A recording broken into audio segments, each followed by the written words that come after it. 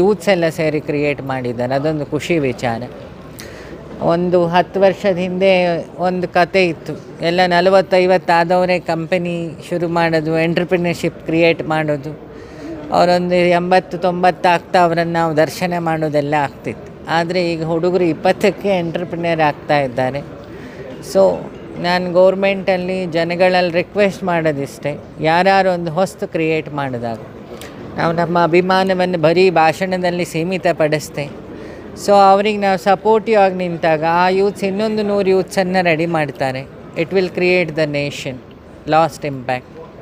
ಮತ್ತು ಎಲ್ಲ ಯೂತ್ಸಿನ confidence level ಜಾಸ್ತಿ ಆಗುತ್ತೆ.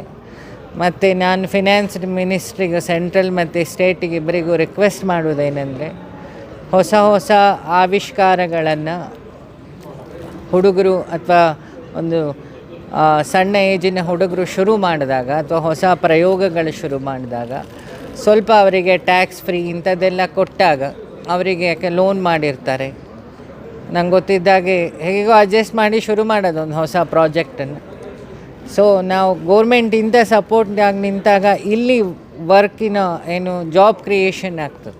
ಹೊರದೇಶಕ್ಕೆ ಹೋಗಿ ನಮ್ಮ ಹುಡುಗರು ಸ್ಲೇವಿಸಮ್ ಮಾಡೋದು ಬೇಡ ಅಂತ ಎಲ್ಲ ದೇಶದಲ್ಲೆಲ್ಲ ಹೇಳ್ತಾರೆ. ನಮ್ಮ ಎಲ್ಲ IT ಅವರು we are getting 4 lakh 5 lakh ಅಂತ. ನಿಜವಾಗ್ಲೂ ಆ ದೇಶದವರು ಆ ಸಂಬಳ ಕೆಲಸವೇ ಮಾಡೋದಿಲ್ಲ. ಅವರ ಅನಿವಾರ್ಯತೆಗೆ ನಮ್ಮನ್ನು ಕರ್ಕೊಳ್ತಾ ಇರ್ತಾರೆ. ಇಲ್ಲಿ ಮನೆಯ ಫಿನಾನ್ಷಿಯಲ್ ಸ್ಟೇಟಸ್ಸು ಅನಿವಾರ್ಯತೆಗೆ ಹುಡುಗರು ಅಲ್ಲಿಗೆ ಹೋಗ್ತಾ ಇರ್ತಾರೆ. ಸೊ ಇಂಥದ್ದಾದಾಗ ತಂದೆ ಮಕ್ಕಳ ಬಾಂಧವ್ಯ ಉಳಿಯುತ್ತೆ, ನಮ್ಮ ದೇಶದ ಸಂಸ್ಕಾರವೂ ಉಳಿಯುತ್ತೆ. ಯಾಕೆ ಹೊರಗೆ ಹೋದಾಗ ವೆಸ್ಟರ್ನ್ ಇಂಪ್ಯಾಕ್ಟ್ ಆಗೋದು ನಂಗೆ ಗೊತ್ತಿದ್ದಂಗೆ. ಇಲ್ಲೇ ಇಂಥದ್ದೆಲ್ಲ ಆದರೆ ಬರೀ ಇದೊಂದು ಜಾಬ್ ಅಂತ ಅಂದ್ಕೊಳಲ್ಲ.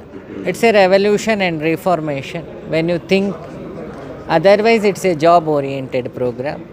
ಸೊ ಆಗಲಿ, ಇವೆಂಟಿಂದ ಎನ್ಲೈಟ್ಮೆಂಟಿಗೆ ದಾರಿ ಆಗಲಿ ಅಂತ ಹೇಳ್ತಾ, ಸಂತೋಷಿನ ಗ್ರೂಪಿನ ಈ ಆ್ಯಪ್ ಫೈನೆಟ್ಟಿಂದ ಇನ್ಫೈನೆಟ್ ತನಕ ಜರ್ನಿ ಮಾಡಲಿ and connect the heart of nation. ಬರೀ ಮೂಲೆ ಮೂಲೆಗೆ ತಾಗಿದ್ರೆ ಸಾಲದು, ಜನರ ಹೃದಯಕ್ಕೂ ಅದು ತಾಗಿ ಇನ್ನೂ ದೊಡ್ಡ ಕೆಲಸ ಮಾಡಲಿ ಅಂತ ವಿಶ್ ಮಾಡಿ.